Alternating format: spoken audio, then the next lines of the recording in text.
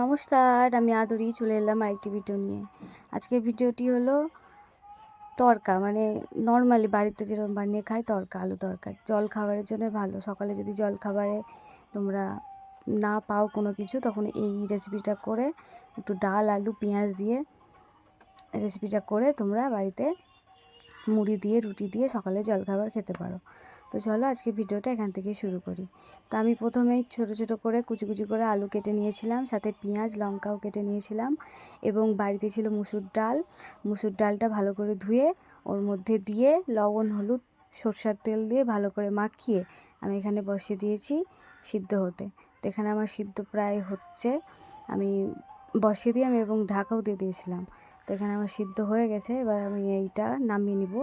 এটা নামিয়ে নিয়ে আমি এটাতে তোমরা কি বলো, তোমাদের ভাষায় কি বলো জানি না, কিন্তু আমাদের ভাষায় বলে ফোড়ন দিয়ে। এবার আমি ফোড়ন দেব।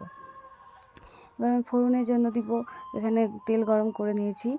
কড়াইটা ধোয়া হয়নি, তাড়াহুড়া করেছিলাম কারণ প্রচুর খিদা পেয়ে গেছিলো আমার তার জন্যই। তো এখানে আমি সরষের তেলের মধ্যে শুকনো লঙ্কা এবং জিরা দিয়ে দিলাম। এবার এটা একটু হতে আমি একটু কুচি করে পেঁয়াজ কেটেছিলাম এবং রসুন কেটেছিলাম, সেটাও দিয়ে দিলাম। একসাথেই দিয়ে দিয়েছি, আগে রসুনটা দিতে হতো, তবে আমি একসাথেই দিয়ে দিয়েছি, তাড়াহুড়া যেহেতু জানোই। তো এখানে আমার এটা ভাজা ভাজা হোক, আমি একটা টমেটো কেটে নিই। এখানে আমার ভাজা ভাজা হয়ে গেছে। এবার আমি একটা ছোট টমেটো কেটেছিলাম, সেটা এখানে দিয়ে দিলাম। এবং আমি যখন আমি ডাল আর আলুটা সিদ্ধ বসিয়েছিলাম, তখন আমি একটু লবণ কম দিয়েছিলাম। এবার আমি এখানে দিয়ে দেবো একটু স্বাদ মতন লবণ। এখানে আমি দিয়ে দিয়েছি একটু লবণ। এই লবণটা দিলে দেখেছি আমি যে লবণটা দিলে টমেটোটাও নাকি গলে যায়, ভালো সিদ্ধ হয়। তো এখানে আমার এটাও ভাজা হয়ে গেছে। এবার আমি এর মধ্যে দিয়ে দেবো ডালটা, মানে ডাল আলুটা যে সিদ্ধ করেছিলাম ওটা দিয়ে দেবো। এই যে আমার ডাল আলু দিয়ে দিয়েছি সুন্দরভাবে। এবার এর মধ্যে আমি একটু পরিমাণ মতন, মানে একটু সামান্য চিনি দিয়ে দেবো। চিনি দিলে তরকারি, মানে যে কোনো তরকারিতে চিনি দিলে স্বাদটা ভালো হয়। তো আমি আবার একটু ঢেকে দিয়েছিলাম। ফোড়ন দেওয়ার পর ঢেকে দিতে হয়, তাহলে গন্ধটা বেরিয়ে যায় না। এই যে আমি এখানে একটু চিনি দিয়ে দিলাম, আর লবণ টবণ তো সব ঠিকই ছিল।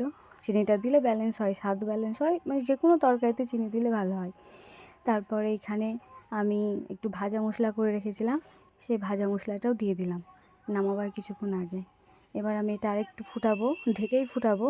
তারপরে এই যে দেখো আমি নামিয়ে নিয়েছি। এইটা তোমরা সকালবেলা জলখাবারে খেতে পারো, মুড়ি দিয়ে হোক, রুটি দিয়ে হোক খেতে পারো। তো ভিডিওটা কেমন লাগলো সবাই একটু কমেন্ট করে জানাবে।